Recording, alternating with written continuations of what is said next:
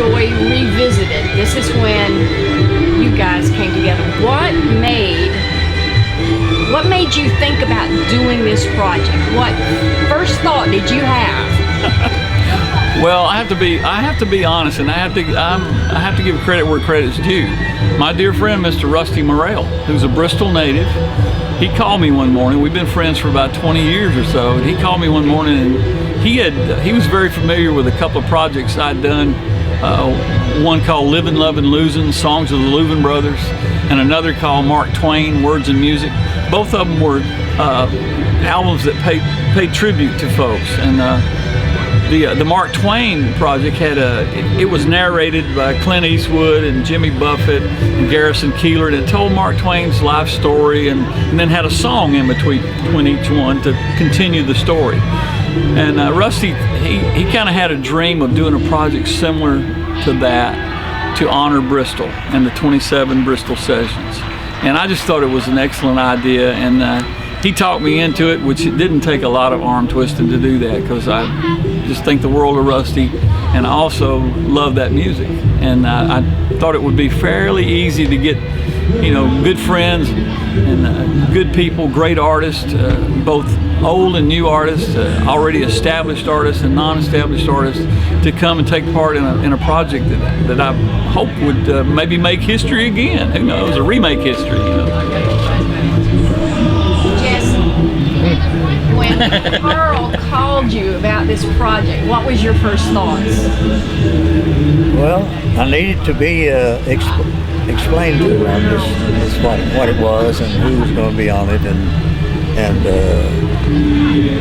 I was like a lot of people. The title of it is what didn't throw me. It was just this is unusual, because I had just finished a pretty successful album of Grateful Dead songs, which is strange. A lot of people thought it was strange for me to do that, but I'm like Carl. I like to reach out and do some different things sometimes, and that's what he's done on this. Something that I'm sure a lot of people are interested in. And as far as doing it in Bristol, I grew up. My home was not far from Bristol, and that was our main town. So if you went to Bristol from where I lived in Coburn, Virginia, you was going big time. And so that's where they had the radio station, WOPI. We used to go there and do some radio broadcasts as guests with different people sometimes, and that's where I think that's where they did these sessions from. It's a real nice studio, and it's just it's great to know that we have people like Carl that reaches out and on new ideas to do things musically. I mean, this world is so full of so much music anymore. There's a lot have been done, and there's a lot to be done yet that people haven't thought of. So I just like to see people try to do different things in different ways and that hadn't been done before. Because a lot of the music you listen to nowadays, it's, the new bands and everything, a lot of them sound pretty close to each other. They sound, not they all sound alike, but pretty much they do. And so I just like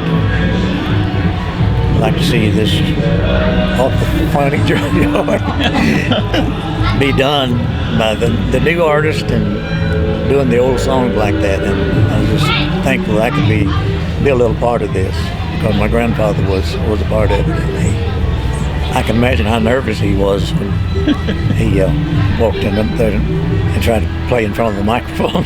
I think they all got about half sick from what I hear.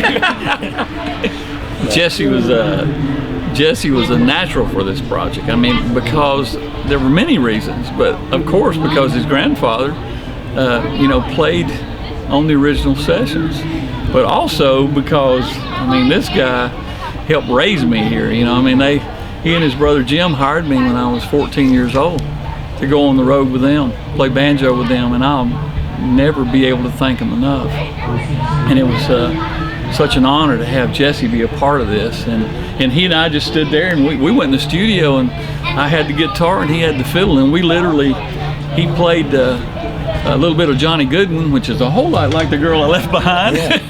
that's what I thought that tune was. Well, it has lyrics that the girl I left behind, and he played that, and we played it 2 or 3 different ways, and we just kind of called it Johnny Goodwin / The Girl I Left Behind, and it was just right off the top of his head, and he's playing his granddaddy's fiddle, and I mean, it's divine intervention. It's the way it's supposed to be. He's supposed to be there.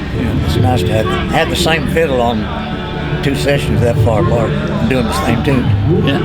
And we're the same generation. I mean, family and all. It's an honor to have him on there. I can tell you that. An honor. I like that.